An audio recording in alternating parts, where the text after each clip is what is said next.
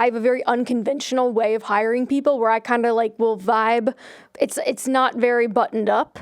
In that sense, it's a vibe hiring process. It's a vibe. I'm like, if you send me an email, you've already done some work. The work is good. We talk. There are vibes, and then like I maybe give you one more thing, and you crush it. I'm like, cool, done.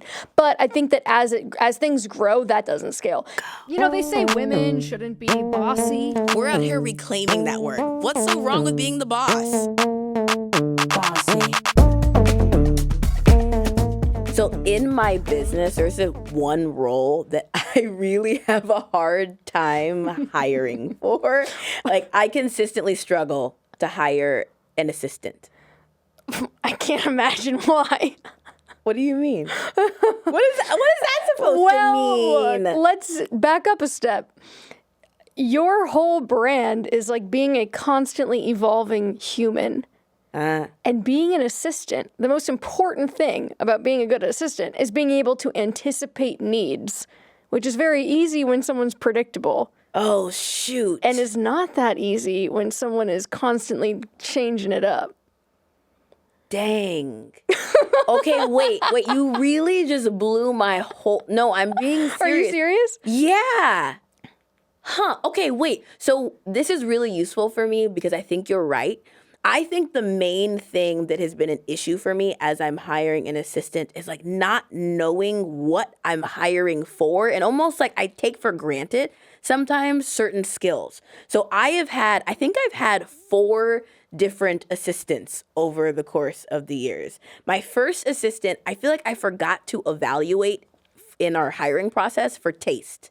So like a lot of the job was like I was traveling a lot. I was really like digital nomad-y at the time. And so figuring out like booking my travel, and I'm really picky about design aesthetic of like hotels and like Airbnbs. And so like it was really hard to like get her aligned on my taste and to articulate taste to her in a way that landed. And I just didn't even think to hire for that. But that was like a really big kind of widespread issue just around taste. Okay. And you're thinking that you didn't articulate it properly. Well, I think my default is always to put the responsibility back on myself. Right. I think in general, if a hire doesn't work out, like it's you, or your hiring process doesn't work out, like it's you in some way. So that was a thing that was an issue. Like she was booking things that I think were just like really outside of like her experiences or perspectives. So that was like the first issue. Mm-hmm. Then I ended up hiring a different assistant, a second assistant. And this time I forgot to like evaluate for tech savviness. Like I almost took for granted just some like basic tech skills. So in the hiring process, I wasn't evaluating for it, but like I use lots of software tools. I use like what's the new cutting edge thing? Like I move really fast with software, and I move fast in general. Like I have a move fast and break things mentality, and she was older.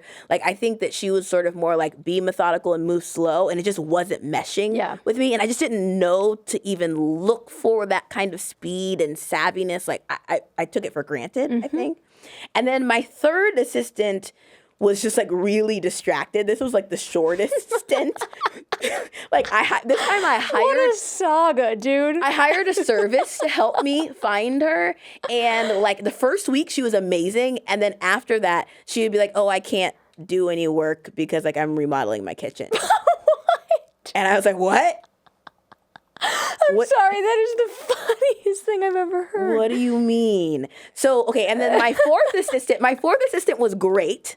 The company that had helped me found my third assistant. She was really good. They helped me find my fourth assistant, and my fourth assistant was so good that I promoted her, and she now like is a director at the company. Okay, so you have had some success with this person. But now I don't have an assistant. When did you promote her? Like how long have you been assistantless? 8 months. And what has your experience been not having one? Are you like, oh my gosh, I'm dying and I really need one? What do you want them to do for you now? I'm not dying. I think now I'm kind of like taking a break. Like I need to redesign this because I think I really need to redesign my hiring process for this person. Is there like... I'm trying to map together what you just said about me evolving, though. And I think the thing that I'm not hiring for and not putting into my hiring process is this, like, evaluation of how someone can move and change and evolve with me. And it's really interesting because I put that into my dating process. I learned that like one of the biggest things I need to find in a partner is someone who's like really comfortable with me evolving and evolves a lot too. And I maybe need to do that here. Like you just gave me that whole aha. I'm glad that I gave you the aha. I'm wondering how you built that into the dating process. How, like, let's think right now. How would you even begin to approach building that type of process or expectation into the hiring process for an assistant? Yeah. Okay. Knowing what you do about how it worked for dating. What I definitely would not do is I would not, like, in an interview ask someone, so tell me about a time where you had to evolve. I definitely would not do that. I think what I would do, because I don't really like questions in interview processes where you just ask someone a question. What I prefer is where you give them an example, a scenario where they can exhibit that. So like a case study. So maybe what I would do is I would give them a particular case study of like something to do. Like, hey, plan this for me as part of the interview process. And then midway through, like right before the deliverables due, I would change and say, actually, there's new guidance and see how they respond. How they adapt. Okay, I think that's actually a really good approach. I think you would see a lot about how someone can kind of think on their feet, adapt. Do they get flustered?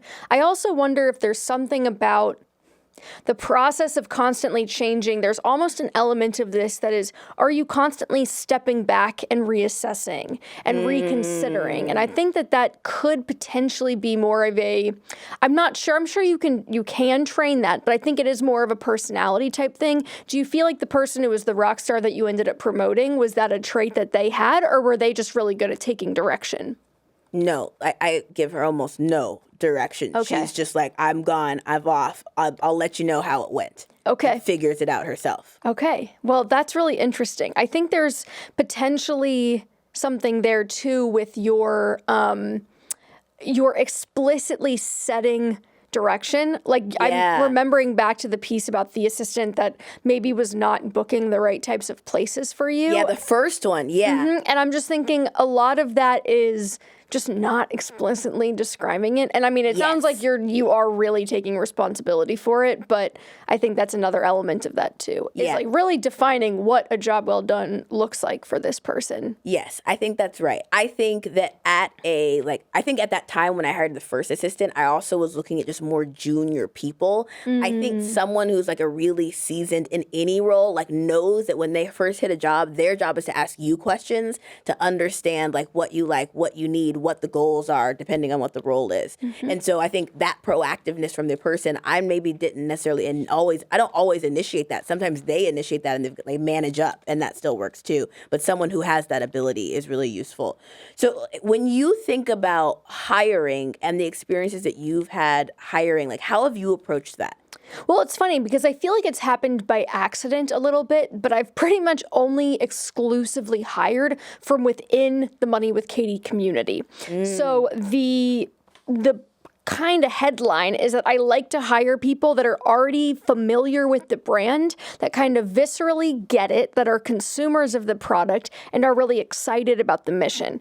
So I always feel like, well, then if there's a technical skill that you need to have, I can teach it to you. But the downside there, I think, is that you aren't often getting maybe as much of a valuable outsider perspective, where sometimes it's actually beneficial to bring someone in who doesn't know a ton about the space that you're operating in, because they can kind of connect dots that you might not be seeing because you're too close to it. So when you're saying community, you mean like you have for example, email subscriber list, and you will send an email out to your subscribers and say, hey, we're hiring. And so these are people who already follow your brand. Is that what you mean by your community? I'm thinking more about social media, actually, where I'll post on social media that we're hiring for a position, and then I'll post the job listing, and then people will apply to it. So like the only person that I've really hired full time to work for us was someone that had started following from the very beginning and then came in to help us out full time. And it's been, she really understood the product. And so the ramp up period, which is what we needed at the time, we needed someone who could come in and start working quickly, who wasn't going to need like 6 months to get acquainted with what we were even doing because we were drowning. So we really needed someone quick who really got it. Another listener, I think, who understands the brand has like been reaching out to do part-time stuff for us. So we were kind of exploring what that might look like. And actually, the person that I ended up hiring as a part-time assistant, I was like, wow, this is kind of perfect for her. I posted on Instagram a picture one Friday with like a long-ish caption, just kind of talking about where my head was at. And in the paragraph, there was just like one line about how I'm thinking about hiring a VA, but I don't know, and blah, blah, blah, blah, blah. Within hours, she's in my inbox. Hi, my name is Allie, and I think you should get a VA. Here's why you need a VA. And also, here's why I'm going to be the best VA that you'll ever have, blah, blah, blah, blah. And I was like, great. By the end of the day, I was like, I'm going to send you a 1099 or whatever, the W-9 form, whatever it is. I was like, this is perfect, because it's just the initiative, right? And so there was kind of even the moment, the way that we met of her being that. It's like the attention to detail, the noticing it right away, the taking action right away. All things I was looking for. Part of, I think, becoming a really good at hiring, is having a high standard for people to operate exactly in the way that you mentioned that person did, which is like extremely proactively. Here's the job. Like, here's what I think I could help you. I did this research like before they have the job. Like in the hiring process, this person's on turbo on 10. And I think one of the things, if I look at myself, that I notice is I didn't have, when I first started hiring, that expectation that the best hire was going to be like on 10. I thought like I was going to have to like I didn't feel maybe like worthy of having that kind of person maybe deep down. So I was like, oh, like I'm going to have to convince them for why the job is a good fit and like all these things. No, like I'm looking for, and I think for anyone out here who's like hiring and listening to the show and thinking about how do I get my first, my second, my 10th employee, hiring is really about like having high standards and really setting and like holding that bar for those high standards. I'm thinking about myself and like my own imposter syndrome I have had and tried to grow out of and still in places and with like high quality, high standard folks. So when you hire from your community, from social networks, right? Not everybody has a like large social following like you do. You have a lot of followers. Not everybody has that. What would be the equivalent of like hiring from your community if you don't have like a bunch of social media followers? I kind of think about it like concentric circles. So it's like you're in the middle and then go one layer out. So like to me, these are the people, like you have their phone number, you text them. I'm like, I mean, if you have other friends that run businesses or you just have friends in your orbit that like, maybe they're not running a business, but they probably have a job and they probably have like people that they used to work with that they no longer work with. And you can be like, hey, do you know anybody who is really good at XYZ? Digital marketer. Maybe you need an email marketer. Maybe you need a salesperson. Like getting into that circle. Okay, there's no one there. You go one more layer out. So maybe you're now asking existing hires or former coworkers or people who you might not be on like a text basis, but just like expanding your orbit one layer. And like now you're reaching out to other professional and personal acquaintances. But to me, I think there's an interesting dynamic there of trusting the people in your network that really know you, that like there's going to be some connection to somebody that they have who either that person or someone that person knows might be a good fit. And so I kind of think about even how we found each other for this show and me putting the tweet out there. We were 1 degree of separation away from one another. There was someone that followed both of us that said, I think knowing Katie and knowing Tara, I think these two would be really great together. And like, I couldn't agree more. They cast the show. They cast the show right there in that one tweet. So I kind of think about it like that, just trying to bridge the gap between, and I'm sure, I actually do want to talk to you about recruiters and whatnot, but I think if you're kind of in that phase where you're maybe just starting your search, like why wouldn't you look in the... That strategy though of looking at people that you know really requires you to be shameless about like, I'm going to sit down today and I'm going to start sending out texts of like, hey, here's what I need. Do you know anyone? Send. Hey, here's what I need. Do you know anyone? Send. Hey, here's what I need. You kind of would have to get into a little bit of a rhythm of doing that and kind of get out of any fear about doing it and just like sit your butt down and get sending messages, no? I think that also is a good affirmative practice of practicing saying what you're looking for and putting out there what you want. So even the other day when we were talking about Forbes 30 under 30, I'm like, I'm going to say it into this microphone that I want to be on that list and hope that someone who has some sway somewhere hears and is like, let me throw her a bone. So I think that there's some power in putting it out there and not being ashamed about about asking for what you want and being like, hey, I'm looking for an amazing digital marketing person. Hey, I need someone who just absolutely crushes Facebook ads. Who should I talk to? Yeah, that's like a always be selling, but always be hiring Oh, kind yeah, of yeah, yeah. perspective. And you know what's really interesting? Like now, I am always hiring. When I meet people, like this is actually kind of a toxic trait at this point, but it's just like a trauma of being an entrepreneur and like always kind of recruiting. Even if I don't have any job posting that's open, when I meet someone, I'm like, You're sussing them out.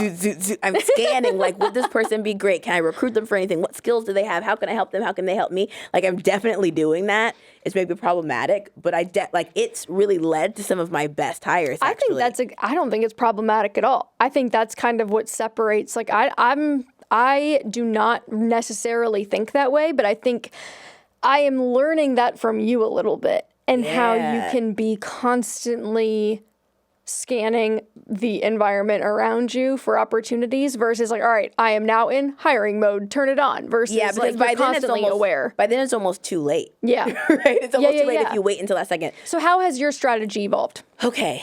I think I've probably had maybe 5 different versions of a hiring strategy over just like time. the assistants.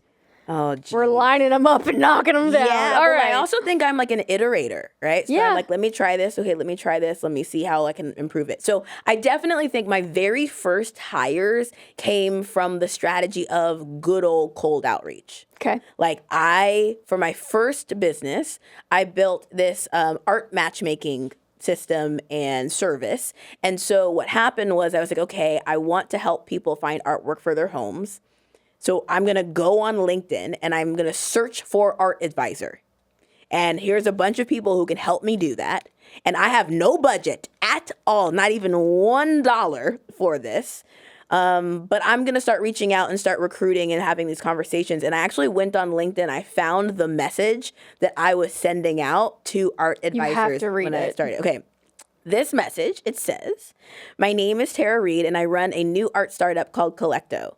Collecto helps young professionals become art collectors by offering them their own affordable art advisor. The advisor search for pieces of artwork that the customer likes. I'm impressed with your experience and I talk about like whatever they were doing, and I would love to chat about a potential partnership. Notice I have no money at this time for hiring, so it's potential partnership. This is the wording that I'm using, but this was me first hiring. As we launch our program, I'm looking for someone to join our team as a part-time art advisor, a temporary basis. Is this something you'd be interested in? If not, can you recommend someone you think I should reach out to? That's good. The recommend thing is actually what you How were did just saying. cold outreach work for you? Oh, I pretty immediately It worked brought well. on a chief art advisor. Wow. Okay. So Yeah. it worked well. I Yeah, feel like and cold then a outreach team is of art super advisors. hit or miss.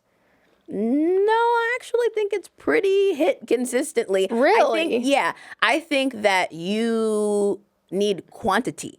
If you think you're going to send 5 and get results, you are out of your mind. Well, then, that's not a pretty consistent hit. You're making a lot of misses to get a hit. Yeah, but like what kind Volume of conversion game. rate? Yeah, cold anything is a volume game. Yeah, right? yeah. So Okay. I definitely sent out a good number of these. I then had Zoom conversations or coffee chats, and I offered them, they were like commission only roles. They were like, there's a percentage that I'll share with you when you make a sale, because I had absolutely no revenue to pay them as a base or anything like that.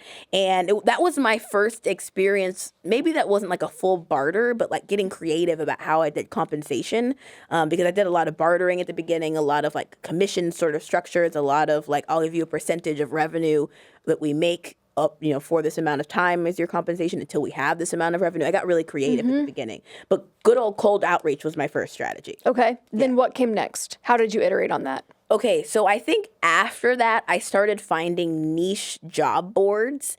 One job board and sort of like posting community I really like is AngelList. Do you know? yeah. Actually, I think they changed their name now. They rebranded, but like you could probably still find them if you look up AngelList. Oh, AngelList is I think a VC. They are. It's a VC investing platform, but they also have a job board. Oh, okay. I didn't realize They that also have a AngelList job board, and I think it kind of attracts a had lot of that. people who are like interested in startups and tech too. Yes. So I found stuff like AngelList, and then also other like niche job boards. Like there were some like art industry job boards that I had found at the beginning for my first company, right? For people in the art industry. Okay. And I would post on them. I remember actually that art industry job board. I remember it being like, dang, it costs like $25 or $50 to post here. Like, that's a lot of money. Like, I'm not really sure. I remember that concern. That's kind of a good business idea, by the way. Yeah, it's an absolutely great Having a business idea. paid job board that's niche to your industry. Really niche and specific. Really niche and specific. It's going to attract specific type of people, and then you charge to post. Yep, exactly. Kinda like so that that. was the second thing that I did. I think after that, by that point, I then had an email list of like prospective customers, current customers. I had been building an email list of people, just subscribers. How many years in are we now? Roughly. I think by the time I was hiring through my email list, maybe, okay, so if I start from my very first business, actually, I probably didn't. I'm now at my second business. By the time I was hiring for my email list, I was working on my second company. Okay. So let's say like 2 or 3 years in where I have like in. an email list. I probably could have done it way earlier, but this is just when it kind of occurred to me. Okay. Yeah. So I started then exactly what you were saying, hiring for my email list. And because we had sort of like had this newsletter, kind of, I think the equivalent to is a newsletter list. Even if you don't have like a bunch of followers on social media, you can build a newsletter if people are interested in being your customer or sort of the kind of topics that you talk about in your newsletter. So I sent out like a newsletter blast about this. It was in the newsletter that like, hey, I'm hiring for these roles. And like people applied. I think at the time I felt like a lot of people applied. I probably would not think it was a lot now, but I started then doing that from my email list. Then I really graduated to what I'm doing now, right? Which is recruiter? Which is recruiter. Yeah, recruiter or my network. So when I started working with an executive coach, he connected me with a recruiter. I had prior to that assumed I could not afford a recruiter. I had just fully, completely written it off. Yes. I thought it was just like an expensive thing. And then I met this recruiter, she charged hourly and not like a percentage of that person's salary or whatever, which I would assume that's far optimal. Yeah, pay hourly. That's one of those things where like you making a percentage of what they make doesn't even make any sense because like you're not incentivized and aligned with me. So I think like what I learned too was like I get to, even if someone gives me their pricing and structure, I can say no, but we can do this instead. Yes. Right. So she already though came with an hourly structure and she immediately brought me rock stars overnight. You know what's funny is I was just talking to a founder who told me the same thing, where they met a recruiter who, for whatever reason, was just like so into their thing that they're like, you know what, I'm going to work for you for free. And she was like, within a week, they brought me the most amazing person that was like the perfect fit. And it's now her chief technology officer who's going to like lead their developer team. Yeah. So I'm actually really interested in the recruiter thing now, but I wouldn't, did Eamon connect you with this recruiter? Yeah, exactly. Okay. Exactly. I'll introduce you.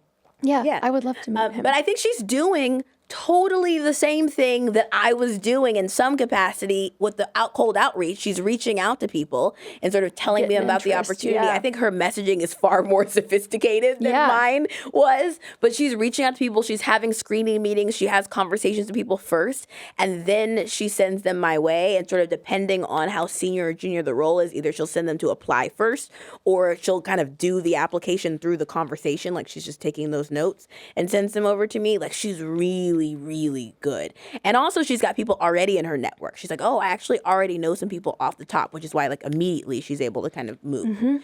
I kind of regret staying so long on the email list phase. I feel like you should have graduated sooner. I think I should have graduated sooner. I think that the only reason I didn't graduate sooner was I kind of felt like imposter syndrome about doing like sophisticated recruiting stuff. Yeah. Like a fraud. Like, oh, I don't deserve the good hire. Oh, yeah. It didn't occur to me as fraud, but yeah, I think that's exactly what it was. Like, I don't deserve the good hire. I think it also showed up as I can't afford. Yeah, I can't, like, I felt imposter syndrome about what I was able to pay people. And so I was like, okay, well, you can only have a recruiter if you're really going to, like, pay, like, top salary and it's like competitive to Microsoft or something. Like that was kind of how I felt.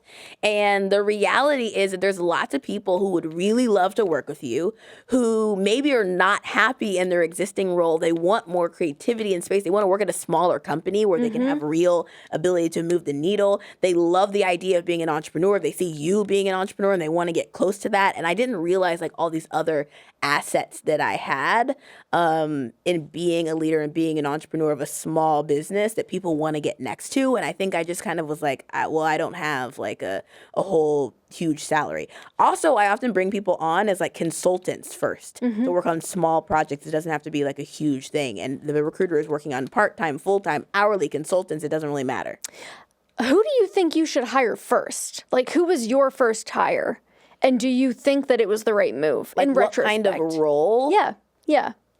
Okay, so who I hired first, for my very first business, it was someone to sort of fulfill on. So we had brought customers in. It was the person to fulfill our art advisor.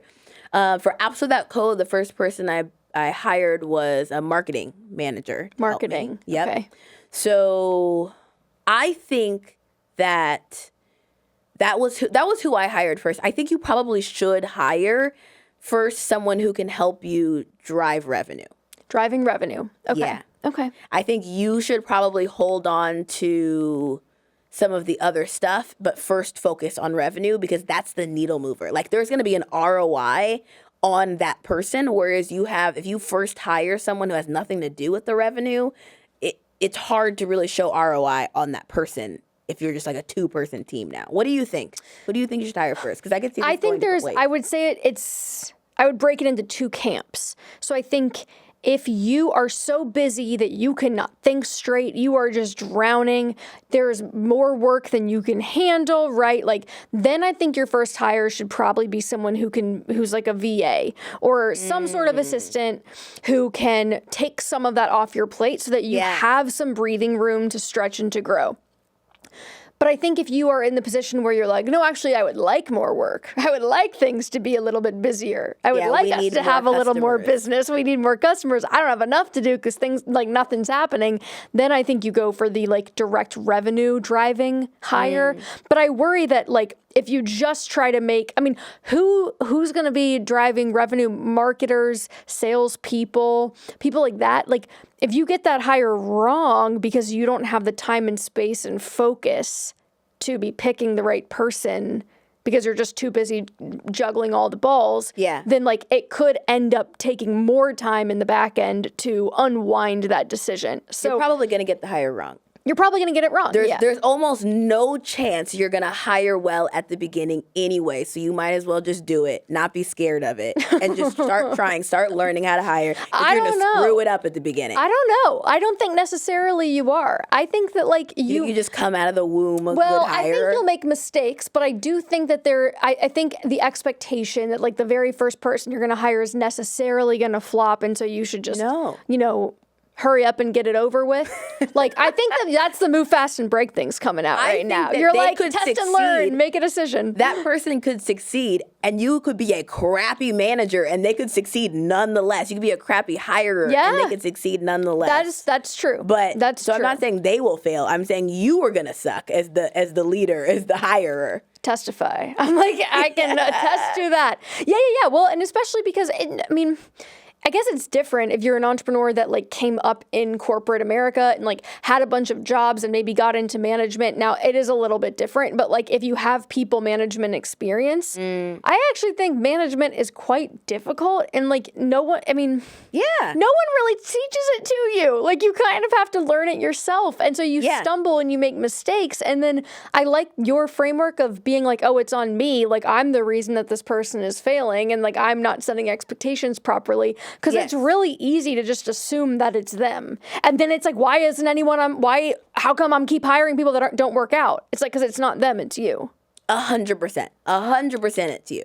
Either like what you were saying earlier, expectation setting, or like or there's someone who's not working and you're just taking too doggone long to let them go and everybody knows it's not working, you guys are not on the same page. So wait, but you were telling me that you think that it's better to like sort of like you might mess it up and that there's a concern that you might mess up your hiring. Can you explain what you were saying about that? Yes, I can. So I think that if you feel like you're drowning in stuff to do and there's just way too much on your plate, getting someone in the door who can take some of those things off your plate so that you can focus, zoom out, and go, who should my first real hire really be? Because I think the great thing about VAs and EAs is that they don't have to be a full-time job. You might only need 10 to 15 hours a week, so it's not a big expense. It can be really quick, and you can move really fast on that, and it's a lot less of a time suck or a distraction if things go wrong because the stakes are lower. So it's like, I'm going to get someone in who can take some things off of my plate, help me put some organization and some structure in place, because then I'll be able to see more clearly what I really need. Now, I think when I look back on what I did, the actual first hire that I had made before Morning Brew was a part-time email marketing person who did help me bring more sales in because I didn't know how to do email marketing, how to set up funnels, how to build landing pages, SEO landing pages. She helped me drive a lot of revenue. Yeah. And it, again, came from my community. I just said, hey, I'm looking for this. A bunch of people emailed me. There was something about her presentation where she emailed me and she already put a deck together that was like, here's your ecosystem. On top of it, here's where we need to be. Yes. And so I was like, bingo, that's my person. Like she's on turbo already. Yeah. So she helped me. It was like, that actually was a good example of me having to like hire someone that was going to make money first. Like that is what I did. But I think in retrospect, I probably would have looked at getting a VA even before that. So, okay, how did you find a VA? The caption. Oh, so she just found, this was the person you found from your community, from your social? Yeah. Who just emailed me and said, I saw you mentioned that you're thinking about a VA. Yeah. I'm a professional executive assistant. Let me tell you why this is the best thing you're ever going to do. Got it. It came from you really just like shamelessly saying, here's what I'm looking for, how I found you. Yeah, it wasn't even like, I'm going to hire this. It was like, I'm thinking in the future I might want this. And she's like, no, you want it now. And let me tell you why you want it now. Shout out Allie. This is so interesting. I'm thinking about my mom in this scenario who is an entrepreneur and is always talking about hiring, and she mainly hires through like network, like another person who, like she's a CPA, another CPA who she maybe knows and like who they would refer. But I wonder if she just, and I think the problem with that is that she ends up with these like small circle of like, you don't quite get, it's hard to like get the message in front of a lot of people when you do like one person at a time and you tell 3 people. Right, that you're hiring.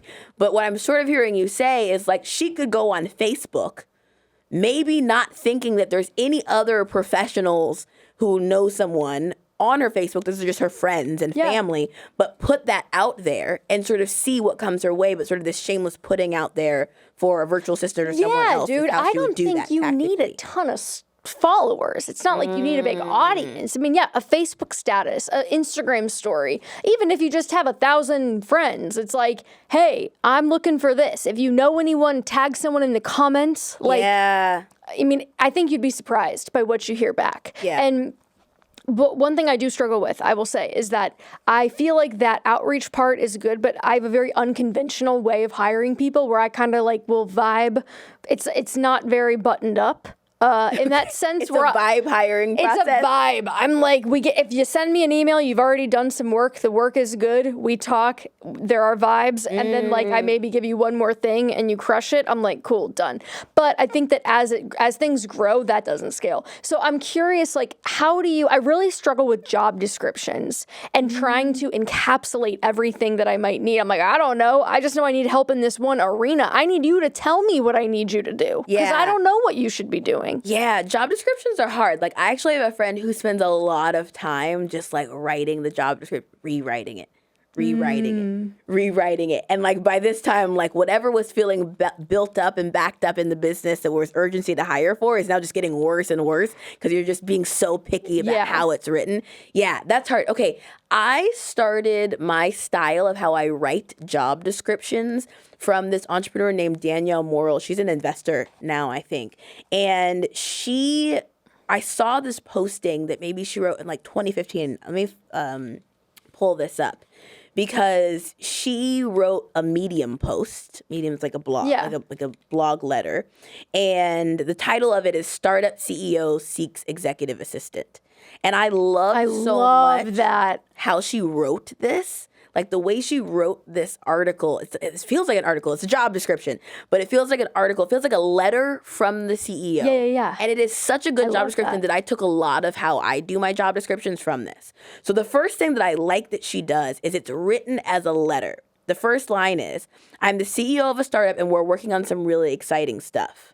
It is by no means a sure bet just yet, but we have some great momentum and we just added some investors into the mix. One of the problems I'm struggling with right now as CEO, especially as a first-time CEO, is making sure I'm using my time in the best possible way. And that's why I'd like to hire you. That's the intro. It's so human. It's human. Mm-hmm. It's human. It's a letter. Like, I think sometimes we get stuck in, like, making the job posting, like, stuffy and, like, going straight to... Yeah, you, like, put on the three-piece suit when you start writing job descriptions. Have you seen that viral video where the girl is, like, it's, like, every job description these days, and it's really close to her face, and she's like, we are seeking rock stars who know... And then she, like, lists off all these skills. She's like, how much are we paying? Wouldn't you like to know? Yeah, exactly. It's a secret. Yeah, that's exactly right. That is a lot of job descriptions. So this is like a distinctly different, like, human letter. Yeah. And I do this on my own. Like, I start with, like, my name's Tara Reid. I'm the CEO of Apps Without Code. One of the things that I'm struggling right now is blank. That's why I'd like to hire you. That's my intro. Love. Yeah. Okay, so then in this job description, she goes on. One of the sections is sort of like how the role works. She's describing this. And then she gets to some of the things you'll do. Some of the things you'll do are a little bit more like the bullet points you typically see in like a job description. So like managing my agenda as the gatekeeper against waste of my time, booking professional and personal travel, et cetera. So there's these bullet points. What I love then is that there's a section on what I'm like to work with. The self-awareness. She's self-aware, right? So I'm pretty brusque, at least day to day. Sometimes I might come off as uncaring, but once we've worked together for a few weeks, I'm sure you'll see that I care, possibly too much. I'd like to give direct feedback. I will tell you what could be better, and I will also tell you what's good. I'm not going to like yell, but I will be brutally honest. I'm not interested in doing anything that's not directly connected to the goals of the company. You'll discover really quickly that, like, I think that anything that's not important can be ignored, and I'll need your help sort of filling in the gaps, right? So she's painting this picture. I feel like I know this person. You feel like you know this person, and she's painting this picture about what you're going to experience. And also, like, one of the things that I do, I think that she doesn't do this in this post, but one of the things I do that I got from the sentiment of this is I have a section in my descriptions where I say, what's in it for you? I love that. What's in it for you? What's an example of something that you would say? Like, how are you generally... Yeah. You're going to get proximity to a CEO of a growing company, be able to understand how their mind works. So if you ever want to be an entrepreneur yourself, you'll be able to have that background so that you can lean into it for quicker success. Things like that. I like that. Right. That also is going to have you like, people will self-select for that of you're going to get self-starters. Like, you're going to get people that have that mindset if you know that that's what they're interested in. I generally like hiring entrepreneurial thinkers. Maybe you're not an entrepreneur, maybe you're an intrapreneur inside of a company, but you're an entrepreneurial thinker. And so I find that those people come with solutions. Yeah. They never just hand you a problem. They come with ideas. They're a level 4 or level 5. Yeah, level 4 and 5 on that scale of like how you can manage. And so I think that those people, they give you strong feedback. They're like, they're collaborative thought leaders. Like, to me, that is really important. And so I write those sorts of things. And I have a whole section about what's in it for you, because I think so much job descriptions are all about the hirer and what they needy. And I think that this is actually sort of a generational shift we see with younger people coming into the jobs. They're like, well, what am I going to get out of the job? And I have a whole section about like what's in it for you. So that's how I structure job descriptions. Then when you click apply, there are questions that you need to fill out. I actually really don't care. Like, well, there's a quick resume upload, but I'm not like doing a bunch of like gathering other than like your name and your email. I generally do like to ask for some sort of online presence. I think this is just personally me. I don't trust people I can't find online anywhere. Like, you don't have a LinkedIn, you don't have anything like that. Just like kind of bothers me. That is a little bit weird. I think that can be a hot button issue too. Like I'll see influencers or other digital marketing people that'll like they want to see your Instagram profile as part of the job application, and sometimes I'm like, I don't think people should have to have like an online persona in order to be good at what they do. So I feel like that's where people will go both ways on that. It's maybe problematic, but that's a personal like feeling for myself. What are you looking for in those profiles? Is it just like that they exist, or is there something about you're trying to suss out a vibe of like, how does this person comport themselves online? It's a really good question. It's a trust thing. Okay. It's a trust thing, I think is how it occurs to me. So anyway, when you click the apply button, you immediately see some questions that to fill out in order to apply. And the questions are like the beginning of the interview process. One of the questions, I usually do between like 3 to 4 questions. One of the questions, they're like short answer. One of the questions has to be my weed out question. What's the weed out question? This is the question that I'm going to read. Like I'm going to go through applications really quickly because now at this point, like we get like large volume of applications. I'm going to go through the applications really quickly and I'm just going to read this one question. And I'm going to just put people in the no pile instantly because of this weed out question. So the weed out question gets intentionally designed as something where like this is something where only the person who would be good at this job could answer this question. That in itself seems hard to do. I think it's maybe not that hard to do. So the way that I write application questions is I think about real things that right this second we're going through in the business. Like if I hired them right now, what would I need them to think and figure out with me? Okay. And I literally just use that. So for the weed out question for like a marketing role, for example, marketing is really interesting because you want to hire someone who's good at the kind of marketing that you're trying to do. Most people are not good at all kinds of marketing. And so, for example, with Apps Without Code, we have like advertisement-based marketing, we have social media marketing, we have a lot of workshops and webinars that we do. So my weed out question would be, what do you think a reasonable cost per lead and cost per acquisition should be for a webinar funnel? If you don't know or aren't in range for like industry standard, out. Okay. Because you just don't have that background. Yeah. And I can quickly go and scan through an answer and just like weed people out. Is that something though that someone could easily Google?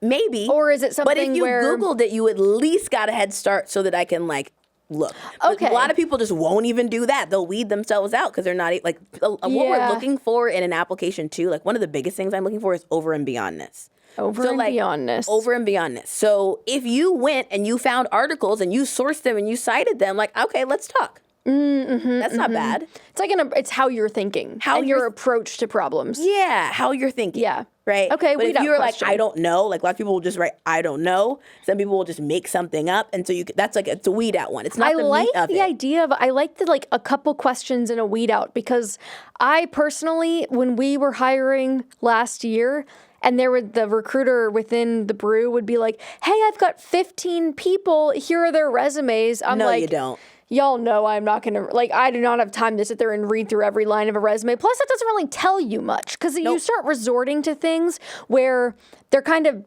heuristics. They're just little shortcuts where you're like, oh, that's a media company I've heard of that they've worked at. That doesn't tell me anything about whether or not this person's a good fit for us. It's just like, oh, they have work experience that is like ringing a bell. Yeah, so the questions are good. So at this point, when I'm reviewing applications, I have not clicked the link to open the resume yet. That's last. Yeah. Okay. I look at that last. First weed out question. Then I go look at some of the other questions. And I write those other questions, like I was saying, around real things that are going on in the business. So an example, if I'm hiring a marketing person, would be like a real challenge. Like an example might be we have a partner that we work with for like interest-free payment plans for people to do the program if they want payment plans, but not everybody gets approved to do that. We're thinking about creating our own payment plan process and like where we offer them ourselves. Walk me through how you think this would impact growth, what the pros and cons are, how we would approach this. What do you think? I take a real thing, for example, that we might be thinking about at the time, you go. Okay. And then I don't have to work that hard to like come up with a scenario, a fake scenario. They're real scenarios. Yeah. So that's kind of like how I'm looking at the application. Then once I've read all that, then I'm going to look at your resume. Last thing. Well, on that note, we are hiring an associate producer for our show. We for are. for the show you're watching right this second. And so, I think that when I think about the type of person that we're looking for, and I'm almost trying to apply this framework that you just gave me to the process that we're going through now. Yeah. I immediately, what came to mind is watch an episode, one that's not out yet maybe, like watch a fresh one that you wouldn't have seen before, and you tell me what needs to go, what could be stronger. Like, because I think what is so hard to find is people with very distinct points of view, but that can look into the future and be like, this is what this could be, and like, here's how these tweaks will help us get there. Network effects. I'm like, but you know a good producer? But if you're thinking about your own hiring process, so if you're currently an entrepreneur or you want to be an entrepreneur, I would love to hear from you, like, what would be the first role that you would hire? Maybe you can tell us, if you come into the YouTube comments, we can see everyone's comments. Tell us what you would love to hire as your first role, you think would be a good alignment for you. And then also, what kind of question might you ask them in the interview process that would help be like your weed out question or help you know if they'd be a good fit? And it doesn't have to be perfect, but we'd love to kind of community share and see. Yeah. And since we're hiring, Katie taught me to shameless plug when you're hiring. So please share this with a friend if you know someone who would love to help us work on the show. And we're good. And there's like, no. We're going to shameless plug. I literally just learned. I learned this episode that I need to shameless plug more when I'm hiring. Yes. And also that I need to be thinking about hiring someone who's adaptable to my evolution. And in our interview process, even for this role, I'm going to put something in there. And I'm about to go write some letters. Yeah. Some letters. All right, well, subscribe to Bossy wherever you're listening if you like the show. And if you want to make the show, let us know. Let us know.